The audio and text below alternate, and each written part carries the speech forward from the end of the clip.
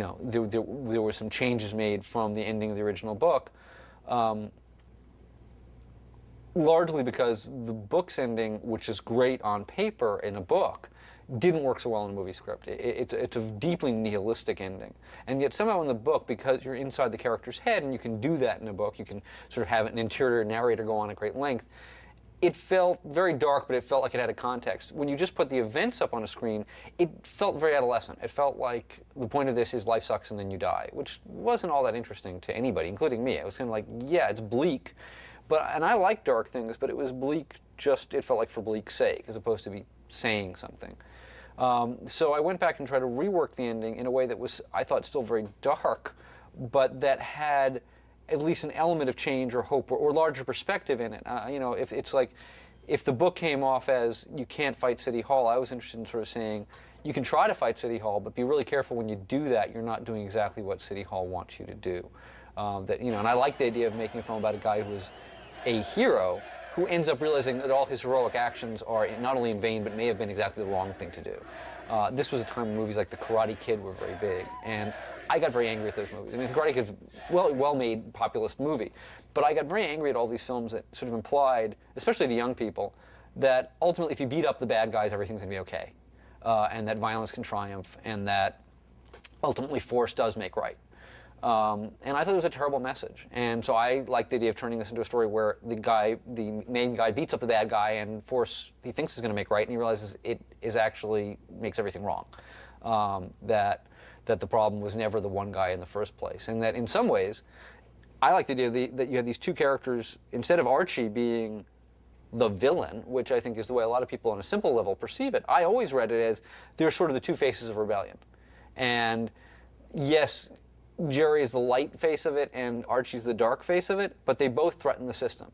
And in the end, the system is the much bigger problem than any one individual. I mean, and I think you can apply that to most of history, even the great villains. I mean, as horrifying as Adolf Hitler was, he only could exist within a system. If there weren't people following Adolf Hitler, if there wasn't a system supporting Adolf Hitler is a crazy man spewing nonsense on a street corner, It's never one person that can do all that much evil. So I tried to rework the ending with that in mind, and everybody seemed pretty happy with that. And then we went and made the movie. We started casting and went through a very slow casting process because we didn't have. Basically, my then assistant, now wife, was my casting director, and I was just calling up agencies. It was really weird. It was like really homemade movie making, but it was great. I would just call up ICM and go, "Hi, I'm making a movie, and I'd like to see some of your actors, and here's the people I'm interested in." I mean, the one thing I had going for me is that I was a huge film fan, so I'd seen everything that was around. So I knew who I was interested in. I didn't need to go out and see every young actor in the world for the lead parts. I kind of went, here's 25 guys I think are interesting. So that was a good place to at least start from. And then people would suggest new people. And, and before long we had some of the key people in the cast, and then we went up to Seattle and made the film. Well, the casting process, the place I tried to start was with Jerry, because Jerry is sort of the linchpin of the piece, and you can't know who everybody else is until you know who Jerry is. And whenever you're dealing with a piece with young actors particularly, even age becomes very important, because when you're dealing with trying to cast high school, some movies you get people who really are 17 or 18, some movies you get people who are 25, and you can't mix, and you start getting to very weird age things. So I sort of had to figure out who Jerry was first, and Alon was somebody that I just liked in some movies. I just thought he was cool in some of the films he had done, and I thought he had an interesting quality, and I could just see Jerry in him. And there was probably about 7 or 8 guys that particularly interested me. To be honest, I can't remember who the other ones were now. I could probably go out and dig out old lists, but he was one of the short list of people I thought he could play this part. And we just had people come in and read, and that basically at that point, I found the method of reading that I stuck to this day, which is I think a lot of people, when they do auditions, especially people who don't come out of an acting background, they don't know what actors feel like and they don't know what helps them, so they just have actors come in, read a scene for 5 minutes and go away. And I never found that very interesting or very helpful, because one of the things you see, and even on Static, when I was just a writer-producer, I saw some actors would come in and be very slick. Like an actor can come in an audition and give you a very polished performance. The problem is that may be it. You may never get more from that actor than that, hey, here's this take I've got. Another actor may be by nature nervous or vulnerable, and they're in an office and people they don't know, and they may come in and it's a little rough edge, and it's a little, but they may have a lot more juice to draw on and a lot more ability to build something with you. And I think having been an actor, I kind of knew that. So I did an audition process that drove everybody crazy, where I would take a ridiculous amount of time with it. I would see less people. But instead of trying to see 70 people and spend 5 minutes each, I'd see 10 or 12 and spend an hour each. And unless someone was disastrously bad, I would read with them multiple times. And I would, even if they were very good in a scene, I would then intentionally say, okay, that was great, let's do something completely different with it now, to see if they could play, if they would, like, you know, if there was room to take direction. And especially with Chocolate Wars, a young director, I wanted to see if I said, listen, let's try this if you're really pissed off, or let's try it where this is really a seduction scene and not a, and I wanted to see which guys would go, cool, let's do that, and which guys would look at me like, no, hey, I know what I'm doing. So that was a big part of the process, and I always also would have an actor read with them. Mostly it was Rachel, my wife, who, you know, was at that point, you know, starting a career as an actress. But I would also have people come in who were just friends or friends of friends. I think too often, and people who haven't been through it don't know this, but often when you read with people as an actor, you're reading with a casting director, and that's usually a really scary thing, because what you'll get is somebody sitting there going, I love you.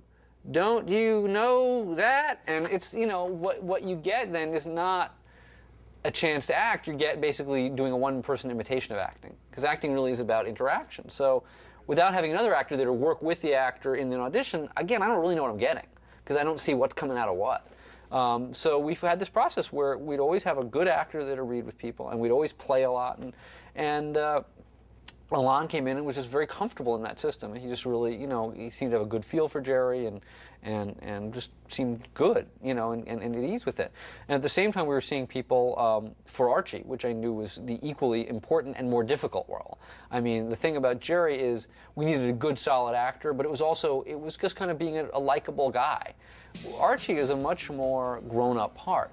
He's villainous, I guess, in an obvious way, but not at all, really. You know, I mean, he's somebody that you needed, I think, to have empathy for. At the same time, he was kind of horrible. There had to be something incredibly charming and titillating in his manipulation of people, at the same time that you were kind of repulsed by it. I mean, he really had to be sort of charismatic and smarter than everybody else. And I always had this idea with Archie that I also wanted an element of sexuality, that, you know, he was this guy who, you know, maybe he was gay, or maybe he was bi, or maybe he was straight, but he was willing to use his sexuality in a boys' school, which gave him a power. And it's something that wasn't really talked about in the book, but I always felt even was kind of implied in the book, and I felt like it would be fun to make it more explicit, that if you were comfortable with your sexuality at a place where no one else is, that's a very powerful position.